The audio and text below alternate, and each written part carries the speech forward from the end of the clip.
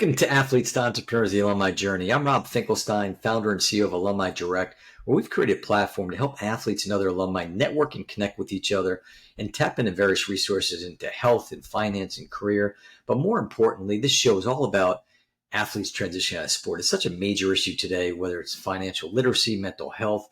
A lot of athletes struggle with identity, and we really want to make a difference. So we interview former college and professional athletes, and we talk about their journey, their transition out of sport, ultimately into successful business leadership and entrepreneurship. So excited today to have Michael Lynch. How you doing, Michael?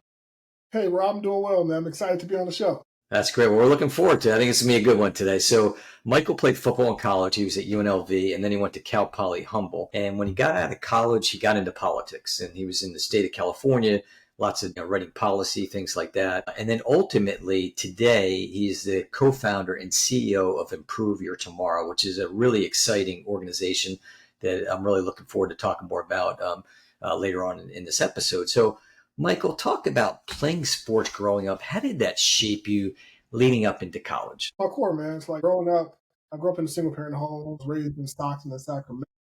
But I was raised by a single dad. And so, my dad was my baseball coach, football coach, basketball coach.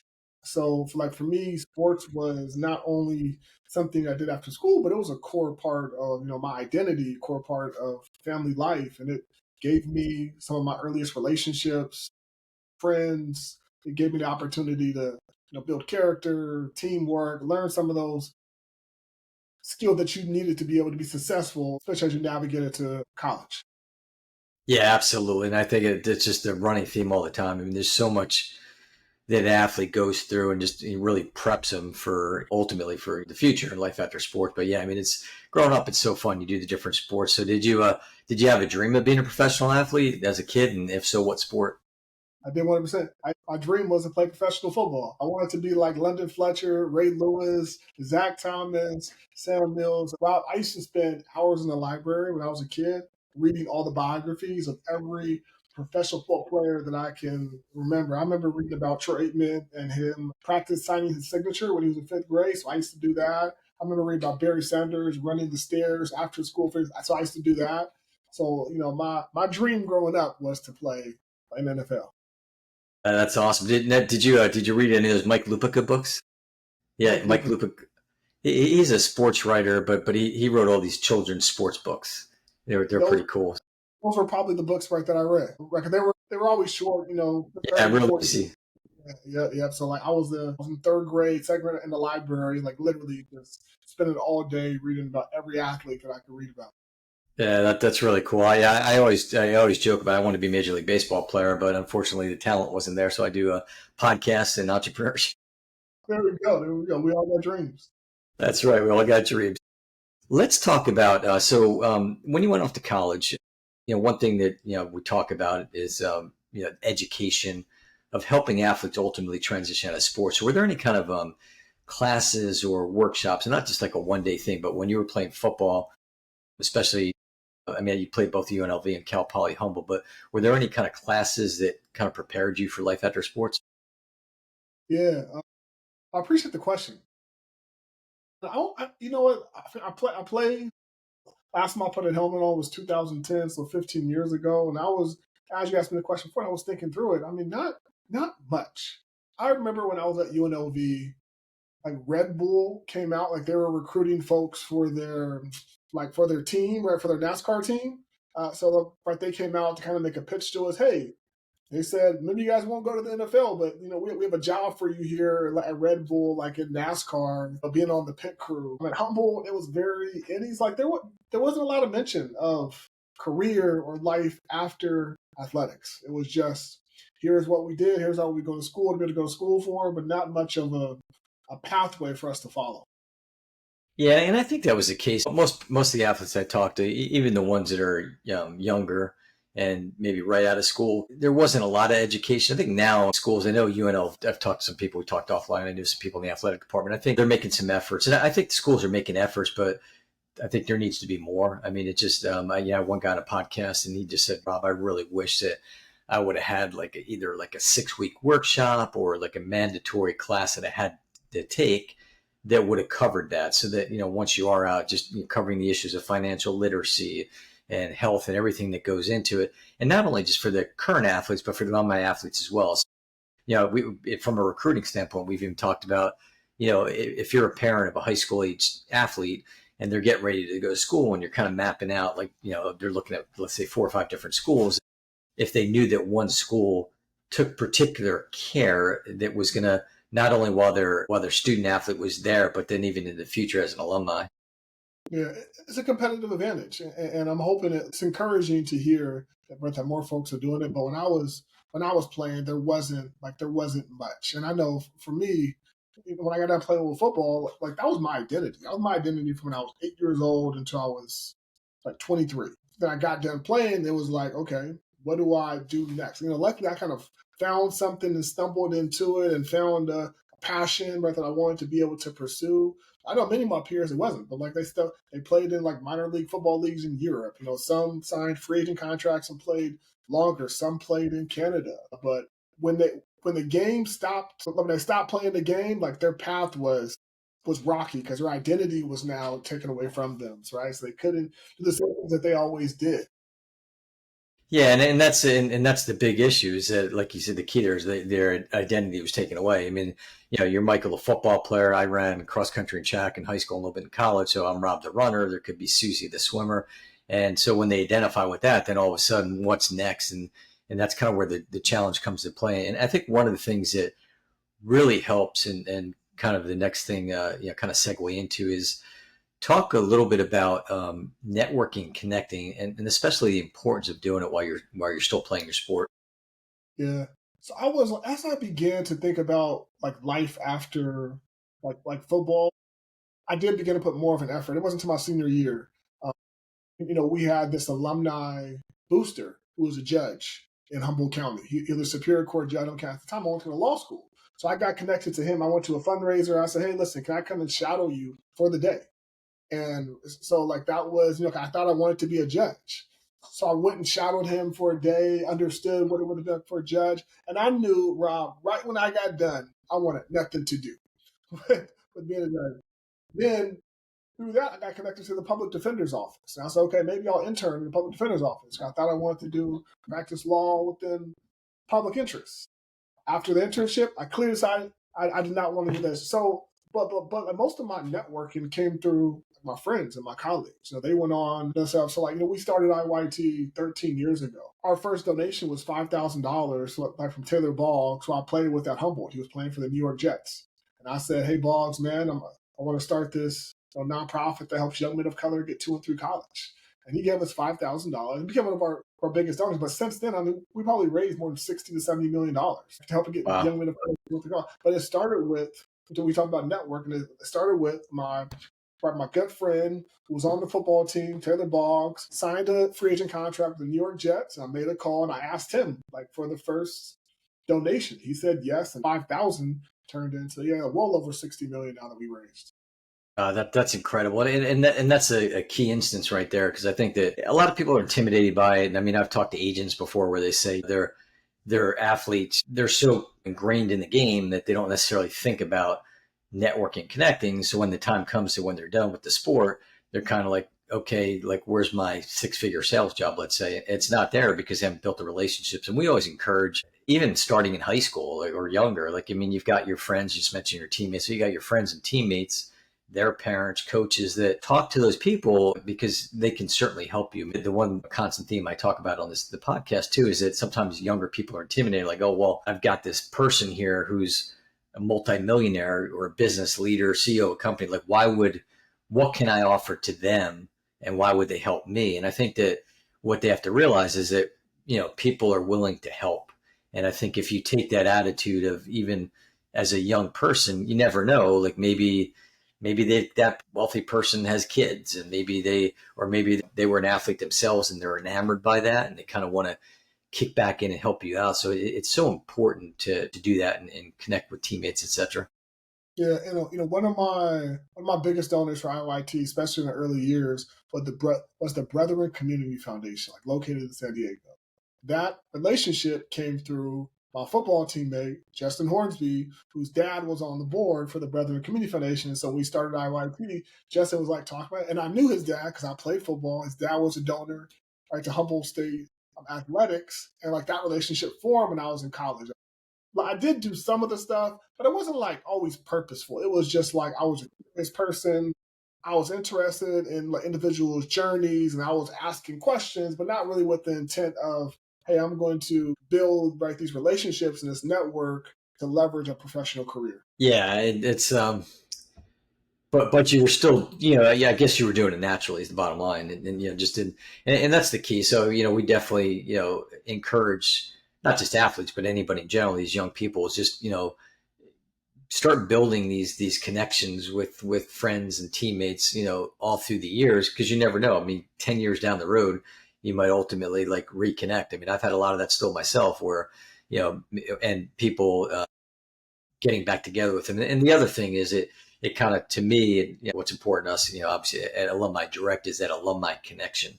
And I think it's so important because I think alumni want to give back and help. And I'm not talking necessarily from a financial perspective, but just more so of like kind of maybe mentoring current athletes. So when you were at UNLV or even Cal Poly Humble, were you seeing athletes coming back, and not just for the golf tournaments or the big games, but more so to mentor, which I know we'll get more into when we talk about what you're doing today. But were they into, like, how do they mentor athletes that are there? Did you see any of that when you were there? Nah, nothing where it was a part of a system. Like there was some organic stuff that sort of happened.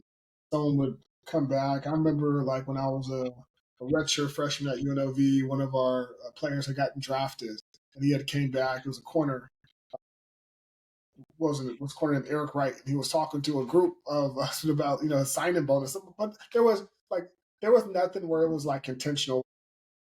Alums were coming back to be able to mentor and coach other folks as they went through. I think a part of it too was, both of the programs I was in, like they had coaching transitions. So when you have coaching transitions, especially if you don't have an engaged alumni athletics program, you lose those relationships. Folks just leave. They go on and they don't know who the people are like in the past. So yeah, not unfortunately, all I have to say, no, Rob, there was not a robust network of alumni that came back to mentor us as athletes.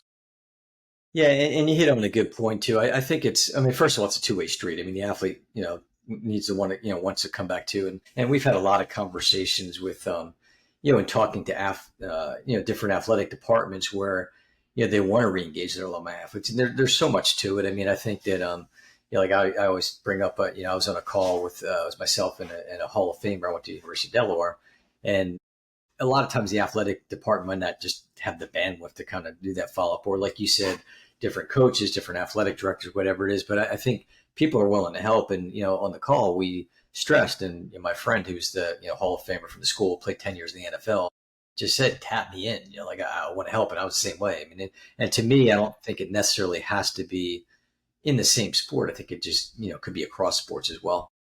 Yeah, agreed. I know for me, it's always a little sour, and I told you this offline, but a humble say, bro, they cut football. Yeah, that's rough. It's a 2 year program that they cut. It was short sighted by the previous administration. So that, I think for me at least, like creates a little bit of a sour taste to want to Yeah, apply the same level. yeah, I don't blame you. One other thing that's interesting too that I talk about with, back to networking, connecting, is there seems to be, when you look at different sports, you've got, like the football players hanging with the football players, and the basketball, baseball, and some of it has to do with, when the sports play in season, as far as, whether it's college or even professionally. But give me some thoughts on that as far as the, kind of cross networking across sports. Because if you look back at it, and you kind of brought up when you're growing up playing sports as an athlete, really there's that same DNA, even maybe the same skill set, different sport. But the idea is that athletes can relate to each other. They have that affinity. So like, a lot of us grew up playing sports at age 5 all the way through, regardless of whether football, baseball, basketball. So seeing the value of different athletes across sports, networking and connecting with each other. Yeah, very, very. Maybe outside of like some social gatherings or parties, or even when the football players played against the basketball players in basketball, I was always a fun, but there wasn't a bunch. I think partially because you're right, it's the seasons. Like in football, like we're in season. Actually, we're outside of actually isn't most of the year. It's 40 hour plus a week, 12 months out of the year. With training, with film development, with the actual season, with practices, and with a football team, I think it's probably more unique than others. And there's 105 other players on the team, so your best friends become your team. I can see if you're part of the basketball team and it may be 15 or 18 players, or cross country, or etc. But in football, there's 100 of us. Yeah, that's true. The relationships exist largely within the football circle, outside of like the social gatherings, right, that happen, on a college campus with other athletes. Yeah, no, I agree. That's a good point. I mean, it's especially with that many football players, and it's just something now that you see. Even I think when you moving forward and you're out of school, just then maybe then work can kind of kick into like, oh well, you played baseball, I played football, and let's we experienced that same thing in college where the practices and everything else. How can we work together and help each other? Yeah, that has helped. Anytime I talk to a former college athlete, there's a connection. And I purposely hire former college athletes. Like my national director of development played volleyball like at Portland State. Like other co-founder played football at Sac State. We probably have, I don't know. We have a large amount of like our executive director for Sacramento. We just hired ran track at UC Davis. So if you were a college athlete, we want you to work at IYT, right? Because there is a lot of skills and teamwork and discipline that come with it. And there's a bond that exists when you play college athletics, right? Despite sports. Yeah, and I'm so glad you brought that up because that's something I really try to when I'm talking to some of these young athletes, kind of impress upon that so they go through. I remember talking to one guy. He's like, I went to career services. They basically said my resume wasn't good because I didn't have internships. But your resume is an athlete. You everything that you just said, and I'm glad you brought that up about wanting to hire athletes. I think there's a lot of companies out there that want to do that. I was talking to one person recently, and she was saying how she's looking for a job now, and some of the questions they asked were like, "How's your time management? Like, how do you work as a team member?" And that's like right up your alley as an athlete. So I think you definitely don't feel like slighted because you didn't have that internship and all that. Use that athlete skill set and bring that up when you're interviewing. Because Michael, like Michael just said, he wants to hire athletes. I know I want to hire athletes too. I mean, I think there's definitely something to that. Agreed. I mean, like there's this group of skills that you develop that are unlike. I remember like they did a when I was like my junior year, they did a profile like me like in a Humble magazine about right being a college athlete. They went through my day. And it was weird reading it on paper, Rob, where like you wake up at 5 a.m., like you have training, you go to classes at 8 a.m. Then after classes, you go to practice. And I had a job at an after school program. So then I went to the after school program after that. And by the time you get home, it's 7 o'clock. Then you got to do homework from 7 to 10. And then you repeat this same thing over and over again. That wasn't even in the season. That was the off season. So there is a unique skill set, that you have. Yeah, no doubt. So I think you said you got to watch one of these episodes ahead of time. So I don't know if you got to the part of the question. So they're not hard, but I always like to ask these. So if you can go back in time to freshman year when you were at UNLV, what advice would you give to freshman Michael? 10 words or less. 10 words or less, uh, take the opportunity to play fullback. They asked me to play fullback. I was probably a better fullback than I was linebacker. Like looking back on it, they had said, "Hey, Mike, man, I remember going into my redshirt freshman year camp. So right after my camp, and they said, "Hey, we want you to play fullback." And I sat down with the running backs coach. I said, "No, I don't want to play fullback." And the following day, I was number three on the depth chart. There were six linebackers. I was number three. The following day, I was six. I didn't play fullback. So I wish somebody would have said, "Hey, Mike, this could be a business decision. Like you are built like a fullback. Go play fullback. You could play linebacker later on, but play fullback and then see what that can entail." So I would have told freshman Michael Lynch, "Man, this is a business decision. Play fullback, and like see what that could lead to."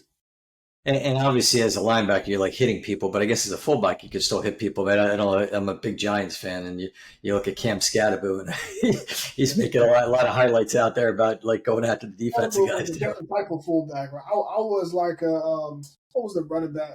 What was the fullback for the Baltimore Ravens in early 2000s? He had the neck brace. What was his name? Yeah, Sam something. I was that yeah. type of fullback, right? Like a pulling guard, basically. Clear There the you block. go. But if you Yeah, gave me the just kind of ball, I would make something happen with it. But I was right. I would clear the pathway. that's great. So, and then fast forward, what advice would you give to senior Michael? Appreciate the moments. Appreciate the moments. I feel like, like my senior year, I was already sort of thinking I don't want to play football anymore after. Like, what am I going to do next? And I kind of feel like I just let it go by without really appreciating the unique moments of, being a college athlete, turning around a football program, being a team captain, making these all conference honors. But I was just thinking about the future. I wasn't focused in the moment. I wish I would have just took a moment to really just appreciate where I was at, the journey, and then thank the folks more who helped me get along at the pathway. Yeah, that's great. And I think a lot of people have a similar type of thing. It's just it goes so fast, and Yeah, you kind of sometimes you kind of regret it. Just went by. Like I was talking to somebody recently, and I want to say, I think they played out. Maybe they had one more year left, but they graduated, but they could play like the extra year. I don't know if they were getting their masters or just like whatever because they'd redshirted. And so that extra semester, the guy said it was just phenomenal because he could just really kick back and enjoy it. Like it was, and actually, I don't even know if he was still playing the sport or like he was done, but he had like one semester left. But like he didn't have any classes, and he just was like he could. So I guess he wasn't going for his masters. He had no class, but he just like he really enjoyed it. So that was kind of cool. yeah, that's a unique time. I mean, anytime I talk to a college athlete, I'm like, man, just enjoy it. Like, yeah, I know you got the professional dreams and like, look, but see what happens there. But just enjoy the experience, enjoy your teammates. Like be present in the moment, and just have fun. Because it was so much fun to play football. Man, I love to hit people, right? But I also just love the camaraderie. I love the aspect of the competition. I love Saturdays, Saturday mornings, and there's nothing else in the world like it. And Friday Night Lights, right? When you're in high school. I relaxed when I was in high school. We only won 3 games each year when I was in high school, but we sent a lot of guys to colleges and we're all across the country. But we won 3 games, so those were fun, but those were more painful than in college Yeah, because I'm sure. Yeah, definitely. So, all right, well, let's talk about transition out of sport, and so that's kind of we talked a little bit about it before, but talk about your transition. So you played sports your whole life, and now all of a sudden you've graduated, football is over. How did you approach that? yeah. Well, like for me, like the seed actually got planted. It was like my sophomore year in college at UNLV. It was during the summer. My friend invited me to this campaign rally. He said, "Mike, this guy's running for president." He said, We should go hear him speak." And I get to the Rancho High School, like Las Vegas. There's about 150 people in the room. This guy gets on stage, starts talking about hope and change and how government can be used as a way to help others. And that was Obama, like his second campaign stuff. I remember thinking as a 19-year-old, this is what politics is, right? I wonder if I could do something that helped to be transformative to my community, like where I grew up at. So that was where the seed was planted. Then it was only by happenstance, Rob, that my senior year, I was walking. It was the last game of the year. I had no idea what I was going to do afterwards. And I stopped in front of the political science building, and there was an internship that said Sacramento semester internship. Spend the semester in the Capitol. For the internship, with the help of my girlfriend at the time, now my wife, she helped me apply, and I got it. And that was like so. I had a seamless transition with me. I got done playing football in November of 2010, and then in January 2011, I started internship at the Capitol. But it was by divine creation of God. It wasn't like Michael being strategic. I had that seed plan of what politics like could be and how I could transform my community. Like there wasn't a plan in place. It was God's plan, right? For me to Right. be able to do beyond. And then maybe give some words of advice to athletes now, whether it's transitioning out of college sports or if they're fortunate enough to make it to professional. Maybe give some words on that. Yeah, I would say as you transition out of college, think about what you like to do. Think about what you like to do and what you're good at. Folks always say pursue what you're passionate at. Okay, well, passion and rocket fuel have a thing in common. They burn out quickly. So think about what you like to do. Think about what you care about. Think about what you're good at, and marry those into a career. And like for me in particular, I wanted to be able to change like systemic structures that within my community that were preventing young men of color from being able to access higher education. So that's what I cared about. I wanted to marry my skills to be able to do that. I would say for professional athletes, save your money. Figure out how Yeah. you can put away 50, 60% of your paycheck and live on a small portion because your professional career is going to be short. The Yeah. data shows it's going to be short, and develop interest outside of professional athletics. So you're prepared at the time to be able to navigate into a career in something you do. Yeah, that's great, and I mean, I hopefully people heed that advice because everything you said there is so important. So let's fast forward. In politics for many years, and then ultimately today, co-founder and CEO of Improve Your Tomorrow. So talk about what you're doing today and how you're helping people. So if you think about Rob, like most schools across the country, if you look at a high school, like the lowest performing student is typically young men of color. Like you're least likely to graduate high school, least likely to attend college, and most likely to get involved in the criminal justice system. Not because young men of color are not equally as talented or ambitious and hardworking. It's oftentimes the structures we have in the community or school that are preventing them from being able to access this. Improving Tomorrow was created in 2013 to help to be able to get more young men of color to and through college. Wraparound support services on a school site, on a middle school or high school or college campus from sixth grade all the way through college completion. So you can be an IYT when you're 12 and graduate right when you're 24.